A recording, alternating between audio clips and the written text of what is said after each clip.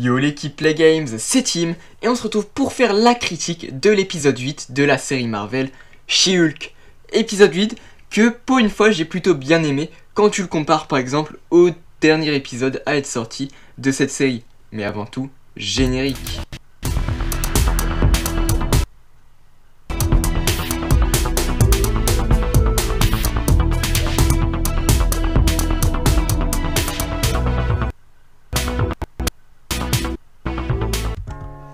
Tac. Ne vous inquiétez pas, j'ai clairement vu que ça a pas mal bugué, on va dire, le générique.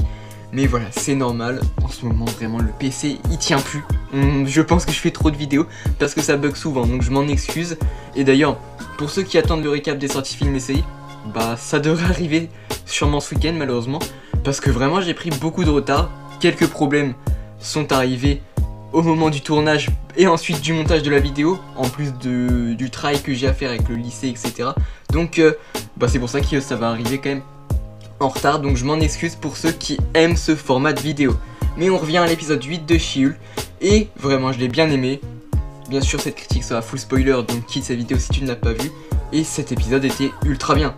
On a l'introduction de Daredevil dans le MCU, vraiment en tant que Daredevil et non pas en tant que Matt Murdock. Et j'ai trouvé que c'était plutôt réussi avec certaines scènes qui m'ont mis un petit peu de frisson, c'est vrai. Et ça me fait bizarre de dire ça pour She-Hulk. Mais c'est vrai qu'il y a certaines scènes qui m'ont pas mal conquis. Et bah vraiment cet épisode 8, je pense que c'est un des meilleurs, si ce n'est le meilleur, même si c'est vrai qu'il y a encore quelques facilités sûrement. Mais je tiens à le préciser également, cette critique va plutôt être axée sur un style de review qu'une critique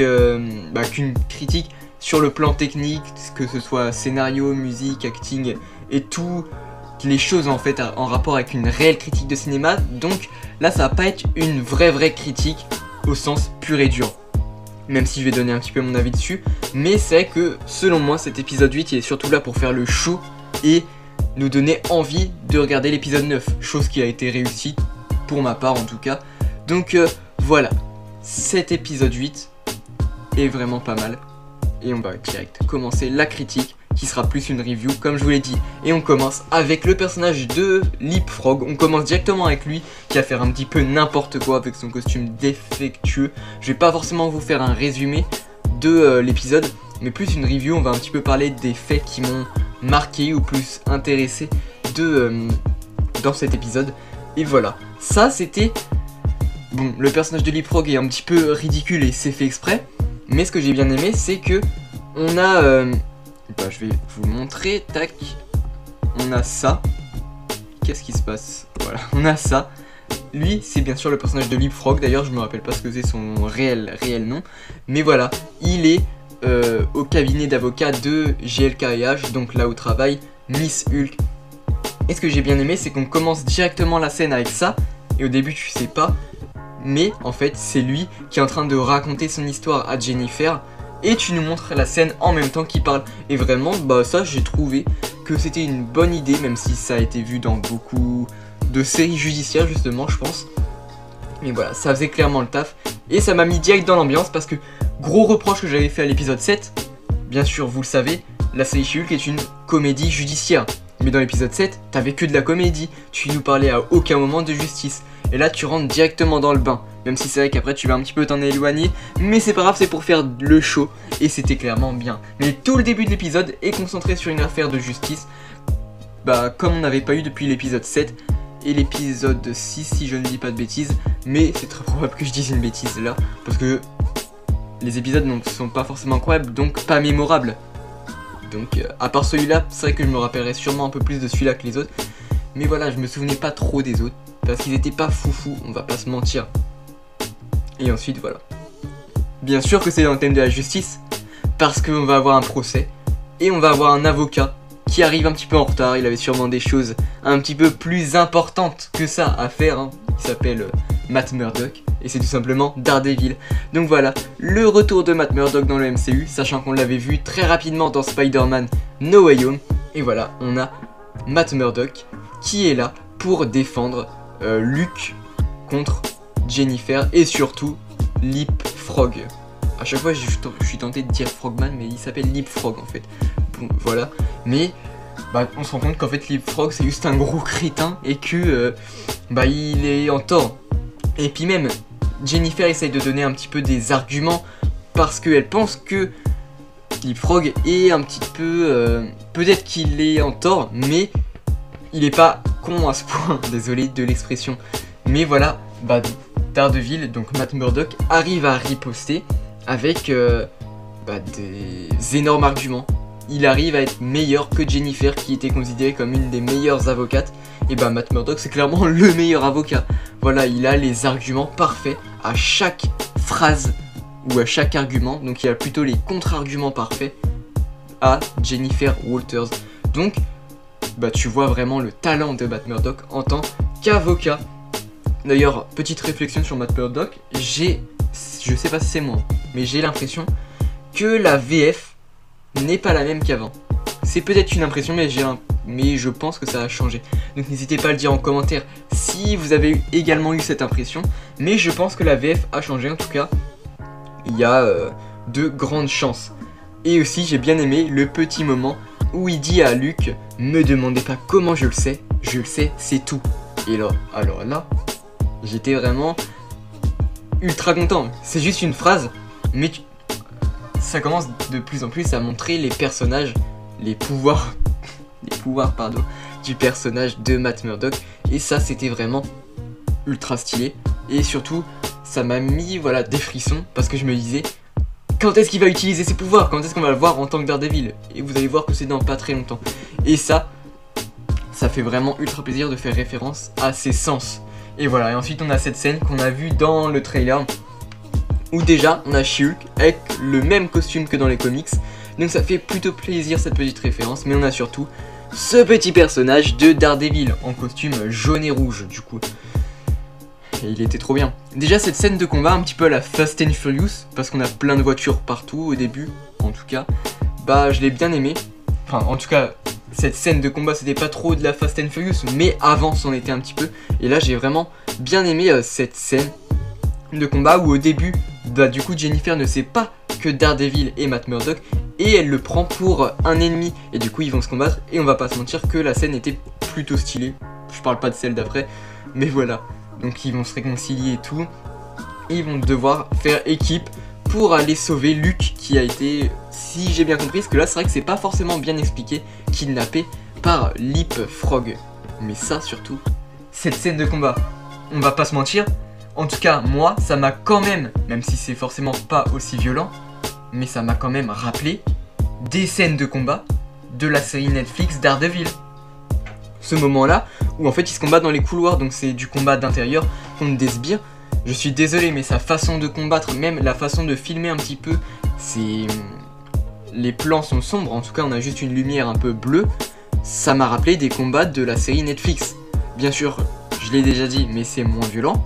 Mais franchement, cette scène était ultra badass. En tout cas, Daredevil était ultra badass. Et j'étais en mode, attends, mais je regarde She-Hulk ou je regarde la série Daredevil à ce moment-là? Parce que franchement, hormis la violence, les chorégraphies de combat, la scène, les plans, c'est les mêmes que dans la série. Et ça, vraiment, c'était ultra stylé et j'ai adoré. Et ensuite, on a Daredevil et Jennifer qui vont un petit peu se parler à la suite de ce combat. Voilà. Et ils vont tout simplement se mettre ensemble. Enfin, ils vont pas forcément se mettre ensemble, mais vous voyez, si vous avez vu l'épisode, de toute façon, ce qu'ils vont faire. Je vais pas m'attarder dessus.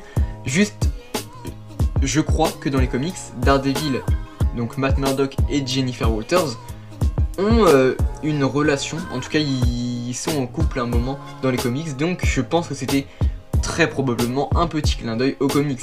Après j'avoue encore une fois ne pas forcément être ultra calé sur l'univers de ces deux personnages dans les comics, surtout Miss Hulk, parce que c'est vrai que j'en ai pas du tout lu beaucoup, Daredevil un peu plus, mais Miss Hulk voilà. Mais il me semble qu'ils ont déjà été en couple dans les comics, donc petite référence plutôt sympa. On enchaîne, vous allez me dire pourquoi il met ce moment, oui. C'est le moment où un petit peu où elle parle du bal et qu'elle dit, en tout cas elle brise le 4e mur, et elle dit quoi, mais la semaine prochaine c'est déjà le dernier épisode. Et c'est vrai que bah finalement moi ça me dérange pas trop, parce que globalement la série je l'ai pas trop appréciée, mais je sens bah déjà cet épisode était bien et je sens que le prochain risque d'être incroyable. Donc franchement ça faisait ultra plaisir. Et je mets ce moment là parce qu'à un moment elle dit, je sais plus, en tout cas je vous ressortirai pas la phrase exacte, mais elle fait une petite référence à Red Hulk parce qu'elle dit, quoi, tu vas me sortir qu'il y a un nouveau Hulk, un Hulk rouge. En tout cas elle dit une phrase de la sorte, tout simplement pour faire référence à Red Hulk. Sachant qu'on a quelques rumeurs qui disent que Harrison Ford pourrait l'interpréter dans le film Thunderbolts. Alors bien sûr je dis pas non, en tout cas j'adorerais voir Red Hulk dans le MCU. Donc si c'est ça, bah pourquoi pas. En tout cas moi je suis ultra chaud et la petite référence qui je pense était faite exprès a fait plutôt plaisir. Et aussi un moment, juste après d'ailleurs, on a Nikki quand elle va la voir qui met 3 crayons entre ses doigts ici pour faire un petit peu, je pense, référence aux griffes de Wolverine en tout cas. Parce qu'elle a 3 griffes comme Wolverine, enfin 3 stylos qui peuvent faire les griffes de Wolverine. D'ailleurs en parlant de ref, on a aussi une ref plutôt sympa à Hell's Kitchen, bien sûr avec Daredevil qui dit qu'il travaille à Hell's Kitchen. Et également un moment quand il parle justement de Hell's Kitchen et de tout leur travail, leurs travaux plutôt, c'est plutôt intéressant ou pas. Je pense que la plupart du monde ça va pas l'intéresser, mais un moment en arrière-plan tu vois Rogers, la comédie musicale, qui est tout simplement la comédie musicale dans Hawkeye. Donc voilà, petite référence qui faisait pas forcément plaisir parce que c'était pas très intéressant, mais quand même un petit peu. Et voilà, et ensuite on arrive à cette scène de fin au bal où tu vois que Hulk King, donc on sait toujours pas qui c'est, mais en tout cas a réussi à pirater les images qui sont projetées lors du discours de She-Hulk, et ils vont diffuser des images compromettantes à la cause de Josh, je crois si je ne dis pas de bêtises, qui est le mec qui est tombé amoureux, enfin façon de parler, de Jennifer dans les derniers épisodes, et que tout simplement à la fin tu voyais qu'il avait fait une copie de ne sais trop quoi, mais voilà, et tu sentais qu'il était louche, et du coup ils ont pu diffuser des images compromettantes, ce qui va énerver Jennifer, et ça c'était plutôt ultra stylé. Parce que depuis le début de la série, t'as l'impression qu'elle sait se gérer, qu'elle est tout le temps calme. Et là, c'est la première fois qu'elle pète un câble et qu'elle commence à être vraiment de plus en plus badass. Et je me demande vraiment qu'est-ce qui va se passer dans le prochain épisode. Elle va sûrement se faire un petit peu traquer par Damage Control. Parce que du coup, ils ont vu qu'ils vont peut-être la considérer comme un potentiel danger. Voilà. Et bah, ça va être une menace, et du coup Damage Control va devoir peut-être l'arrêter, donc elle va devoir la suivre. Donc c'est vrai que ça va être bien si c'est ça, mais est-ce que ça ferait pas un petit peu répétitif, parce que dans Miss Marvel c'est la même chose. Dans le dernier épisode en fait, t'as Miss Marvel qui essaye d'échapper à Damage Control, donc j'espère que ça ne va pas être que du Damage Control, j'espère qu'ils vont plutôt être là en second plan, si je puis dire, parce que si c'est encore Damage Control dans le dernier épisode, j'avoue que ça a commencé à être un petit peu lassant, pardon. Donc voilà, c'est fini pour cette critique. Si t'as aimé cette vidéo, n'hésite pas à la liker, la commenter, la partager et t'abonner si ce n'est pas encore fait. N'hésite pas non plus à nous suivre sur nos différents réseaux sociaux, lien en description. Dans l'espace commentaire, n'hésite pas à me dire qu'est-ce que t'as pensé de cet épisode 8.